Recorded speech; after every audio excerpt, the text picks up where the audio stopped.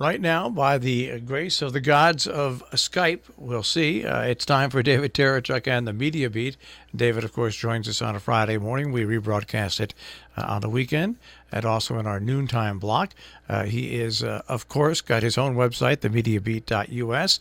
You can find him also blogging on Huffington Post. He's also a PBS television correspondent reporting on ethics and belief. Good morning, David. I figured this would happen. We do not have David. There is something askew. I have no idea what it could be. But we're going to try to reach him this way. Oh, lordy, lordy. Let's see if we can even hear this ring. There we go. It should work. There he is. Good morning, David. I'm here, and I'm so glad to be joining you from the media capital of the world, where you'd think communications would be easy, right? Well, not when it involves Skype. I noticed how punctilious NPR reporting usually is, and they make a particular point, because they have to, because it's in the contract, of saying if they've reached an interviewee by Skype, they have to say so on air. Oh, no, and I'm glad that we don't have to, but because we're often just not connected by Skype, aren't we? That's it. I long for the days of the real good old-fashioned solid telephone lines. Well, they're still available to us. And, they're remarkably good quality, Marshall. You should try them sometimes. I have one at my house. My brother has got a cell phone for his regular phone, and half the time you can't reach him. But anyways, that's a horse of a different color. We can't not talk about what happened in Washington this week. I did not watch the live presidential broadcast or the live rebuttal. That was the first one from the Oval Office by this president. It was a very signal day. I'm surprised you weren't there to witness history. I watched it. I witnessed it the next day, and then I posted on my Facebook page my one-word reply to both the president and to Chuck and to Nancy Pelosi. On the president, uninspiring was what I would call his first appearance from the White House on TV. And Chuck and Nancy show, it was more the same. It was just, both broadcasts were more of the same, and it flew entirely in the face of the very special nature that those broadcasts are meant to have. The president requesting time from the networks and giving an address from the Oval Office. It's a rare and allegedly very important occasion. They only agree to do it, the networks, if they are convinced by the White House that it is such a special occasion. And in this case, nothing new was announced. It flies entirely in the face of the, how many times have we said this during the Trump presidency? It entirely flies in the face of normal precedent. But this is not a normal. This is not a normal president, and therefore no normal precedents don't take any real place in this fandango of performances that we get out of this particular Oval Office. If I was the Democratic Party, and I would have let the leadership, Chuck Schumer and Nancy Pelosi, have input on what's said, of course, but I would have put up a couple of the bright young women who were just elected, maybe Kamala Harris from the Senate, who's been in there, and one of the young women that's been elected to the Congress, and have them give the reply. Now that would be news, wouldn't it? That would be warranted. That would be in keeping with the notion of this being a very, very important communications opportunity. As it was very much a damp squib from both sides. Yeah. It was, both sides had an opportunity to break ice with the public and get away from what's been going on for the past 30 months. And it's gotten so out of whack, David. I'm just, amazed. What was it, 6 months ago when progressive like me were really upset with Chuck Schumer and Nancy Pelosi because they were going to agree to $25 billion, folks, not five, for border security in exchange for DACA, where we thought they were giving away much too much. And now that's been completely lost, that the Republicans had within their grasp $25 billion for border security and turned that down. Never mind the last one that they turned down. I'm talking about the one 6 months ago for $25 billion was turned down by the Republicans. Sure, memories are short in this business, clearly. And what we've got now, of course, is just everything boiling down to the most ridiculous of semantic battles between what exactly does a wall mean. In the full knowledge that solid 30-something% base support for Donald Trump are absolutely convinced that it's important that they did and continue to take the president literally and seriously about that word wall. Well, now whether it's concrete or steel is immaterial, but the idea of the physical barrier being the important element of this whole debate is reduced in all its starkness now to that very simple word, wall. So here's my question. Is everybody Yes. paying attention? Is everybody's ears pointed? Bated breath is a term. You got my attention. Be afraid. All right. That pointed little intervention, yes, but with no particular actual point yet. What's your point? Was it ever thus? Oh, yeah, maybe. No. I'm really. I'm trying to figure that out because forgetting the fact that you've got you've got the Brexit debacle, which is sort of watching. The avalanche has already consumed the town as it's coming down the slope. So it's the same thing here, but exactly. Except here, there really was an out. There was an out months ago, and it was just completely flown over. There was an out there months ago, but let that pass. The Gilets jaunes, which is not getting the coverage that it deserves, but mostly because of. I don't know why it's not getting the coverage. But the coverage is so reactive. Britain and France are not getting much coverage here anyway, in view of the wall controversy. Right. So we've got controversy, whichever way you like. Either way, say controversy. European style or American style. All right. So I mentioned those three things. We've got wall, we've got Gilets jaunes, and we've got Brexit. So now, meanwhile, two things happened this week that if one were to connect the dots, one would have to sort of at least question them. And the first is, and it was in the news for a day, now it's gone, that young woman, whose name escapes me at the moment, who was last seen in Thailand, who had fled her parents. In Saudi Arabia, right. Sure. And not enough people know. Having renounced Islam and fearing for her life, looking for asylum ultimately in Australia, but deplaning in I think in transit in Thailand, ended up having her passport taken away from her, and at real risk, and very pluckily barricading herself in her hotel room and proclaiming her case through social media. And now it seems that Australia is going to seriously consider giving her asylum. It's an extraordinary development. I agree. And it's an extraordinary case because, while obviously it is not part of our culture, honor killings, you just had one in New York right around Marshall's birthday when those two young women were found in the East River. Sure. Hudson, bound in duct tape, and it gets zero play. But the fact is, it's a feature. And then the other thing that's just emerged, that's getting drowned out, and that's here, is that my birthday's sake, the richest man in the world, just got himself caught up in something that, in my view, he should have known better. And do you really think he cares? Yes. I see. I don't. I don't think. I don't. I just don't think Jeff Bezos cares. Bezos. I don't think he cares. Well, whatever. We won't know. Or else I won't care.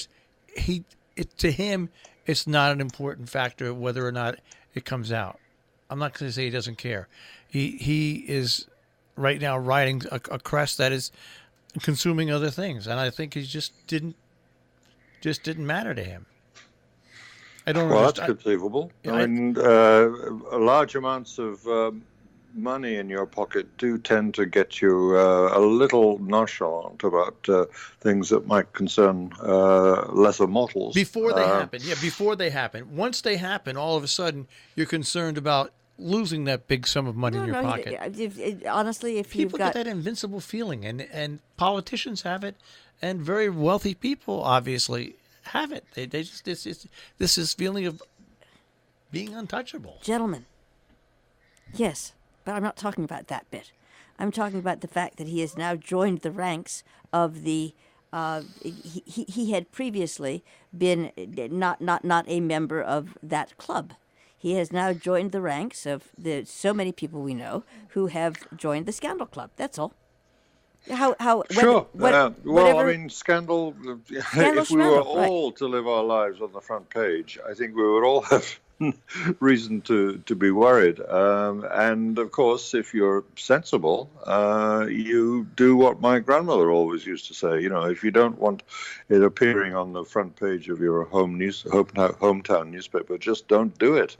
But just the option of just don't do it doesn't occur to people when they're in positions of as Marshall was saying, of considerable power, whether it be political or financial. It happens with all sorts of people. And indeed, you know, I don't think, although it's predominantly a male inclination, I don't think it's entirely a male inclination. I don't think it is. I don't think it is either. I think it's actually pretty well spread across the let's call it a gender spectrum. I'm just inventing something. But what I'm saying is the gender spectrum. No, I think that's a good invention. Thank you. But my point is that neither of these two things are really in the paper. Well, it's wall. Well, they're there. I mean, if you want to read about them, you can. Yeah, I just think that right now you can't. The media. I'm not talking about. I give up. I'm not talking about the televised media. But the print media has to devote right now a lot of time, simply because when you have something that affects 800,000 people, and it shows the total dysfunction of your government and the amazing inability of the government to govern and be true politicians.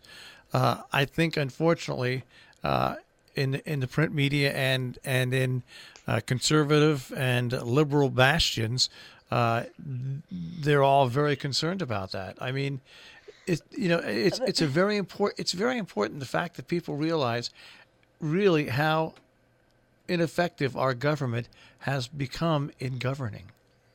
Well, I mean, one of the things that's perfectly clear from this is if you put people in charge who don't really believe in government, then this is what happens to government. That's exactly people who don't understand politics, Dave. Politics is not for it's not for everybody, and it seems like we've opened up Pandora's box where people who have just one topic get into politics, and all of a sudden that leads to what we have now. Well, gridlock. This is my frustration. Excuse me. This is the reason it's my frustration is because there is a veritable ton of, can't use the word, that is not being covered because everybody gets all one-noted. You would actually think that there is nothing else going on. Well, and that's hugely frustrating. That's something we complain about just about every week. I mean, the crowding out of a range of news by one single major topic. Now, I'm going to say that I agree with Marshall that this particular topic, the closure of or partial closure of the United States government on this single point of dispute between the president and the new House Democrat majority is a really, really important story. We're not going to get away from that. But I'm also with you in thinking, Jill, that it simply has not. It's got no reason to be the only thing we talk about in the media, and that's of course what is the case in the vast majority of our popular media entirely. You know, but it goes to the media. Always goes to the fact, like when you look at the closed meeting between the Democrats and the Republicans and the president. The first thing that came out of that meeting was what? And it's something that the president wanted to come out because he'd much rather have people thinking about the shutdown rather than the Russia investigation. But the first thing that was announced out of that meeting, that closed meeting between Democrats and Republicans and the president, was what? That the president slammed his hand on the table, got up and walked out. And that is Donald Trump from his reality TV show. He got exactly what he wanted. He got that press. But more, this is the part that rather unhinges me, because then you had people saying, well, that didn't happen. And then it's right. Meanwhile, no slamming of the table. But that's exactly what he wanted to have happen. I understand, but that is my point. So we've got that. We're watching this. Nobody appears to be covering anything. I mean, I'm exaggerating when I say no one's. But how do you televise a negotiation? I mean, just stepping back, if possible, from this issue for a moment, how are you supposed to televise a negotiation? Well, it's happening behind closed doors. Yeah, and you either televise it or indeed write about it in print. Right. When you don't, you have to resort to the same tactics. It's a lot more difficult on television because you don't have images to go with you with the material. But you've got to probe into what each side are intending to do, what you manage to discover from fly in the wall.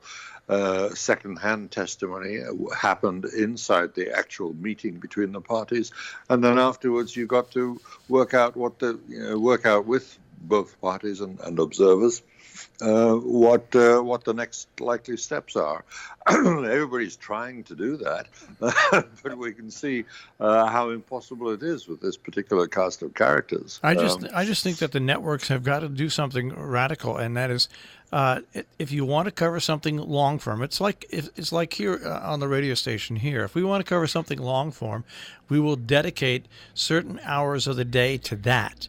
But we will have other hours that have lots of other things in it.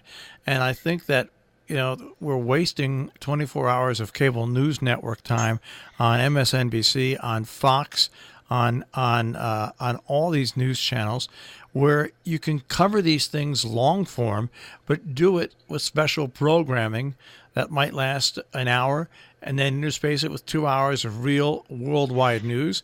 Go back to it for an hour for the breaking story. I mean, there's ways that it can be done, but it seems like networks are afraid. That's a good idea. I mean, you two both know my favorite phrase from the BBC World Service: those precious words. And now other news. Yeah. So if we could institutionalize that somehow.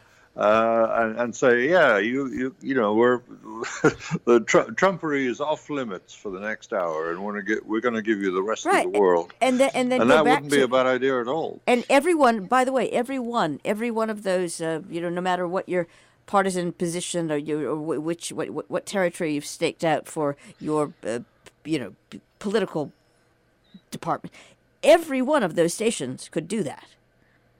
Sure. I mean, they're terrified that they lose their revenue by doing that. But if everybody, nobody wants to be the first one to make the move. Of course not. But I mean, I know there's a gut feeling amongst journalists that wouldn't it be nice just to do some other stuff concentratedly for a while, instead of paying all these talking heads to come in on panel discussions that last for 3 shows in a row, and they have the same guests on, basically rotating for 3 hours in a row. Take some of that money, get rid of some of those paid experts, and get yourself some news bureaus where you can actually put in, you can put on news. And you know what? It would be a lot better. That way you could you get your fill of what's going on in Washington or any story that might be a story that the media likes to grab onto. But you can also then get the perspective of finding out, gee, there's other things going on in this country and this world that are also important. Or that I mean, I'm all for that. The other thing would be to make it mandatory, which of course no one would do, to have on your panel, your oversized panel, someone who an actual expert, so to speak, or forget that word, someone well versed on the other elements of whatever the discussion is. That would be another way of sort of leavening this lunacy. Yeah, one of the things that contribute to this lunacy continuing, however, of course, is something that's a little amorphous but very, very strong, and that's an institutional matter. It's the herd mentality of the journalists themselves, and you're going right to the very top. What's the answer to this? Probably, it's not quite instinctive, but it's certainly deeply conditioned. The answer to the question, how do we deal with this immediate crisis or apparent crisis? Let's expand the panel. Let's get more voices in. And that is the herd mentality. Don't veer off the subject for 1 minute, because the other side will. You might miss something, right? Will clobber us with their bigger, noisier panel. But can I just and I remind anyone who will listen about, as often as you say, and now now in other news, I say this to anyone who will listen. People, the exact same commercials for drugs and one insurance company are on. No, in every break on every one of these channels. There's no, it's like you have pretty much, yeah, eczema or whatever. I can't think of it. And I personally would like to give up radio and become a drug namer. Yeah, well, we're locked in situ. That's the trouble, and it will need some brave soul to break out of this pattern, which is reinforced by the herd mentality. People don't want to break ranks because they're terrified, of course, of losing revenue. And losing the viewership that sustains that revenue. And I'm going to wrap up by saying, and David, was it ever thus? It has been ever thus, but it is much more exaggerated now. To show you how boring these panel conversations are, and last with, on CNN the other night, there was Ana Navarro and there was this other guy, and this one guy went on and kept interrupting everybody, and Ana Navarro really did something that symbolizes how she bad started faking up. She took out a nail file. It was doing her nail, but they were disagreeing, and so then that was edited, and then that was put on other networks. Yeah. And but all I'm saying is what I'm saying is, depending on who's watching what, that moment is taken, and so you've got someone who's like, oh gosh, bore me now. So you've got that lot, and then, oh, how insulting, you've got that department. And of course, you've got the president saying, God damn, why didn't I do that? That's exactly back to the table. All right. I should have done that. All right. Thank you very much. David Tereshchuk, The Media Beat. Thank you. And of course, David joins us every Friday morning live, and we rebroadcast David. You can also find him 24 hours a day at robinhoodradio.com. Click on demand, click on The Media Beat with David Tereshchuk.